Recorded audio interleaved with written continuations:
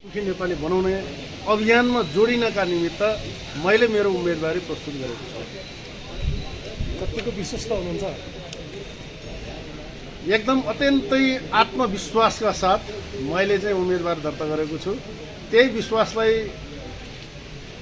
विश्वास गरेर नै मेरो आफ्नो पार्टी नेकपा एमाले मलाई उम्मेदवार बनाएको छ।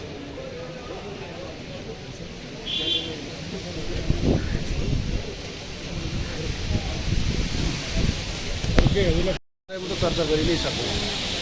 अब हामीले हाम्रो पार्टीले सुरुदेखि नै राख्दै आएको एउटा समृद्ध नेपाल बनाउने भन्ने अभियानलाई मूर्त रूप दिनका निमित्त यो क्षेत्र नम्बर 10मा हामीले जित्न सकिरहेका छैनौँ। 2056 सालदेखि नै हामी निरन्तर रूपमा चाहिँ पछाडि पर्दै आयौँ, जसको कारणले गर्दा नै मलाई लाग्छ यो क्षेत्र नम्बर 10 अझै पनि अब समस्या मुक्त हुन सकिरहेको छैन। अब यो अहिले कीर्तिपुरको डाँडामा हामीले बसेर छलफल गरिरहँदा, तपाईँले मसँग चाहिँ भेटघाट गरिरहँदा अझै पनि यहाँका चाहिँ अब जनताहरूले अब लाल पूर्जाका समस्याहरू जिउका त्यो वर्षौँदेखि भोगिरहनु भएको छ र धेरै समस्याले जगडिरहेको छ। काठमाडौँ जस्तो चाहिँ एकदमै चाहिँ राजधानीमा जोडिएर पनि काठमाडौँमै हामी छौँ कि छैनौँ भन्ने खालका चाहिँ समस्याहरू समेत जो हामीले चाहिँ भोग्नु परिरहेको स्थिति छ। नेपालको सबैभन्दा ठुलो विश्वविद्यालय यही क्षेत्र नम्बर 10को यही कीर्तिपुरमा छ, तर पनि अब त्यसलाई चाहिँ राम्रोसँग चाहिँ सञ्चालन गर्नका निमित्त त्यसले जति माइलेज दिनुपर्ने हो त्यो माइलेज दिन सकिरहेको छैन। त्यस कारणले गर्दा हामी के चाहन्छौँ भने भन्दाखेरि यो क्षेत्र नम्बर 10लाई एजुकेसन हब बनाउनु पनि चाहिँ अब चाहिँ सपना एउटा चाहिँ सपना देखिरहेका छौँ। एजुकेसनल हब बनाएर चाहिँ यसलाई चाहिँ क्षेत्र नम्बर 10 मात्र होइन, देशैलाई चाहिँ समृद्ध बनाउने मात्र होइन, देशलाई संसारभर चाहिँ चिनाउने समेतका चाहिँ योजनाका साथ अगाडि बढाउन हामी चाहिरहेका छौँ। अर्को कुरो के छ भने भन्दाखेरि यहाँका चाहिँ यो क्षेत्र नम्बर 10को जनसङ्ख्याको समानुपातिक आधारमा भन्ने हो भने के देखिन्छ भने भन्दाखेरि अधिकांश चाहिँ श्रमजीवी जनताहरू बस्ने कामहरू गर्छन्। विकास निर्माणको कामहरू गरिरहँदा पूर्वाधार निर्माणका कामहरू त बिस्तारै भइ नै रहेको छ, तर ती पूर्वाधारहरूले सम्पूर्ण श्रमजीवी जनताहरूलाई चाहिँ समेट्न सकिरहेको छैन। श्रमजीवी जनताहरूले, कामदार वर्गले, तमाम जनताहरूले चाहिँ त्यसको चाहिँ ओनरसिप फिल गर्न सकिरहेको छैन। त्यस कारणले गर्दा हामी नेकपा एमालेको तर्फबाट के चाहन्छौँ भने भन्दाखेरि अब पूर्वाधार विकास मात्र होइन, त्यो पूर्वाधारलाई प्रयोग गर्ने चाहिँ मानवीय संसाधनमा पनि विकास गर्नु पर्यो। त्यसका निमित्त चाहिँ अगाडि बढाउनु पर्यो भन्ने हिसाबले हामी लाग्नुपर्छ भन्ने हाम्रो सोच हो। त्यसका निमित्त पहिलो एजेन्डा हामीसँग हाम्रो पार्टीसँग के छ भने भन्दाखेरि सम्पूर्ण यहाँका चाहिँ 10 नम्बर क्षेत्रका सम्पूर्ण श्रमजीवी जनता मात्रै सबै नेपाली जनतालाई चाहिँ योगदानमा आधारित सामाजिक सुरक्षासँग जोडेर 60 वर्ष क्रस गरिसकेपछि पेन्सन प्राप्त गरेर आफ्नो जीवनलाई चाहिँ निर्धक्कका साथ मात्र 60 वर्षपछि चाहिँ काम गर्न नसकिसकेपछि मेरो पेन्सन आउँछ र मलाई राज्यले सहयोग गर्छ भन्ने आत्मविश्वासका साथ चाहिँ अगाडि बढाउने चाहिँ योजनाका साथ हामी अगाडि बढ्नुपर्छ भन्ने योजनाका साथ नेकपा एमाले अगाडि बढिरहेको छ। त्यही योजनाका साथलाई कार्यान्वयन गर्नका निमित्त, सहयोग गर्नका निमित्त, व्यवहारमै उतार्नका निमित्त हामी लाग्छौँ। अन्तमा म तपाईँहरूलाई के एउटा सन्देश दिन चाहन्छु भन्दा नेकपा एमालेको यो विनोद श्रेष्ठ उम्मेदवार भइरहँदा हामी धेरै कुराहरू सुन्नेछौँ, सुनेका कुराहरूलाई चाहिँ व्यवहारमा उतार्नेछौँ। सुन्ने, व्यवहारमा उतार्ने, गर्ने र त्यो सुन्ने र गरेको माध्यमबाट यो समाजलाई बदल्ने काम गर्छौँ। त्यस कारणले गर्दा हामी सुन्नेछौँ, गर्नेछौँ र समाजलाई बदल्नेछौँ। धन्यवाद, नमस्कार। हेलो, ठिक छ, भयो सुरु गरौँ साथीहरू। आफ्नो परिचय दिनु होला अनि यो निर्वाचनमा तपाईँलाई किन भोट दिने मतदाताले, उम्मेदवारी किन भन्ने समग्रमा सायद साथीहरूको प्रश्न पनि त्यही हो। नमस्ते, मेरो नाम हिमाल कार्की, म कीर्तिपुर 5मा बस्छु र म अहिले नेपाली काङ्ग्रेसको क्षेत्र नम्बर 10को प्रत्यक्ष तर्फको उम्मेदवारी दर्ताका लागि म यहाँ उपस्थित भएको हुँ र मेरो उम्मेदवारी किन भन्दा समग्र 10 नम्बर क्षेत्रको विकास र समग्र नेपालको विभिन्न ऐन कानुनहरू बनाउने ठाउँमा पुग्नको लागि र रोजगार, शिक्षा, स्वास्थ्य लगायत सम्पूर्ण जनजीविकासँग सम्बन्धित धेरैभन्दा धेरै काम गर्नका लागि र तपाईँको 10 नम्बर क्षेत्रको साथीहरूको, 10 नम्बर क्षेत्रको जनताहरूको जीवन स्तरलाई उकास्नका लागि र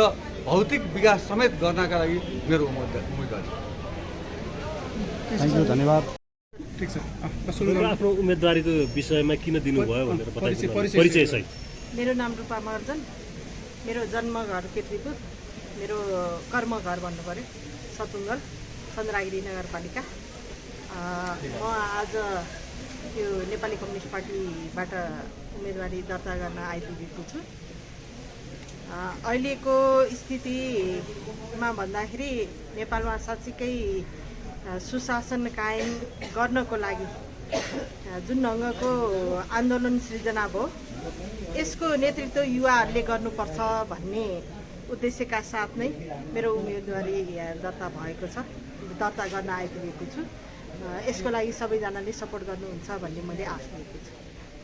जित्नुभयो भन्ने तपाईँको योजना के छ यो क्षेत्रलाई चाहिँ?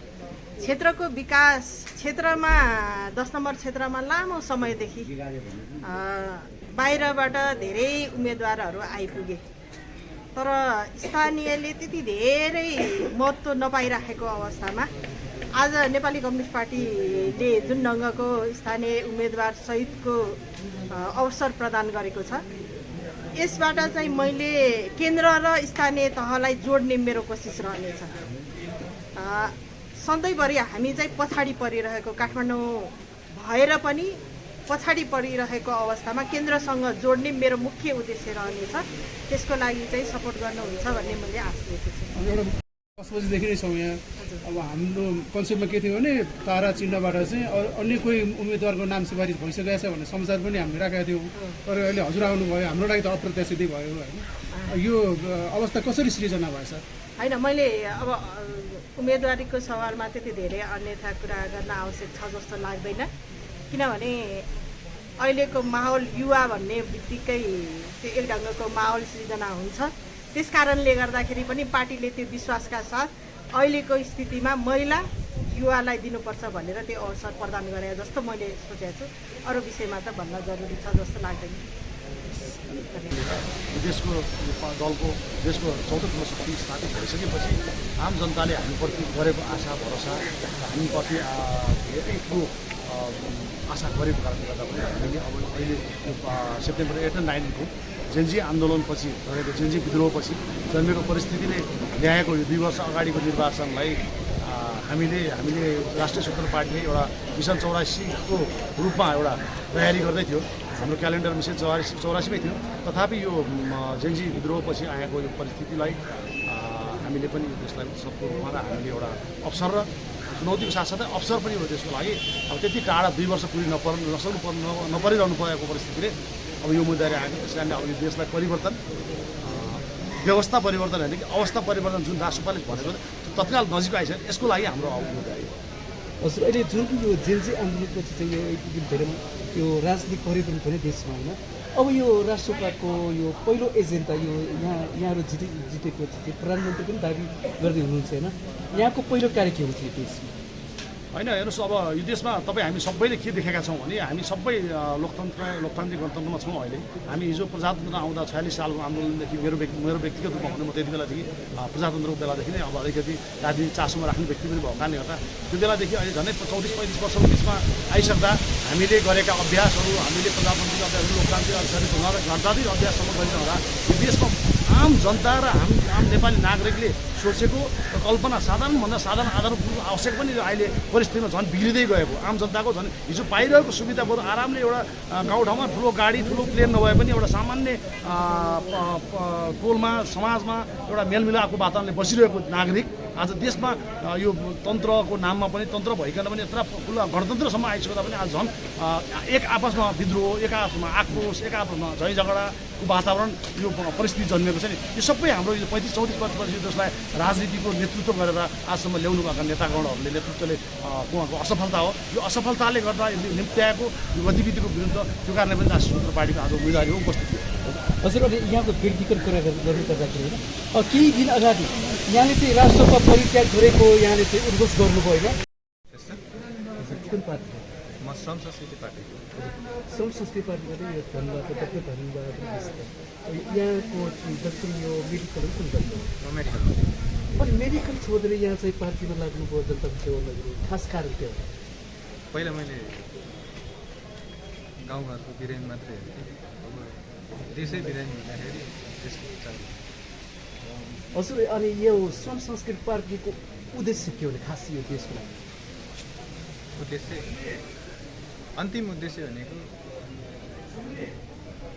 समुन्नत विकास गरेर आत्मनिर्भर देश बनाएर जनतालाई आनन्दमय जीवन बिताउने थलो हजुर जुन यो हाम्रो यो जस्तो यो हर्क सरपञ्चको कुरा गर्नुपर्दा यो चाहिँ राजसोपा अनि बालेन होइन अनि यो कुलमान जस्तै एक ठाउँमा उहाँहरू जानुभयो होइन अनि एक्लै यो श्रम संस्कृति पार्टी यो हाम्रो हर्क अब यहाँ जितिन्छ भने कति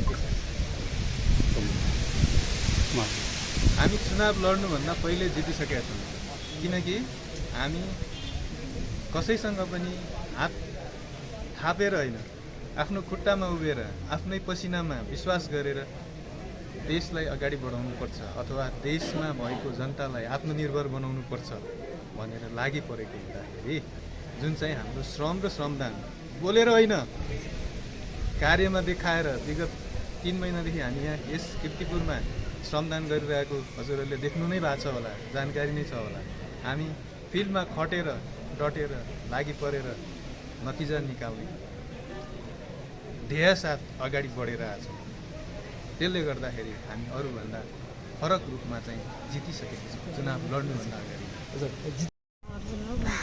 वडा नम्बर 8 क्षेत्र नम्बर 10बाट उम्मेदवार हजुर यो नेपाल मजदुर किसान पार्टीबाट अनि यहाँको उम्मेदवारी किनभने म नेपाल मजदुर किसान पार्टीले मलाई मेरो योग्यता अनुसार मेरो योगदान मेरो विश्वासलाई कदर गरेर मलाई यहाँ उम्मेदवार बनाए हजुर अनि यहाँ जनताहरू भन्छन् नि नेपाल मजदुर किसान पार्टीको विधान राम्रो छ होइन आचरण व्यवहार सबै राम्रो छ तर पनि भोट पाउँदैन अब यहाँले कतिको भोट पाउनुहुन्छ खै अब जनताको विश्वास हो जनताले विश्वास गरेर भोट दिनु पर्यो हजुर अब यहाँ हाम्रो अमूल्य मत दिएर दिनु पर्यो यो 10 नम्बर क्षेत्रका हाम्रा मतदाताहरूलाई अब यहाँ के भन्नुहुन्छ अब नेपाल मजदुर किसान पार्टी एउटा एकदम सच्चा इमान्दारी पार्टी हो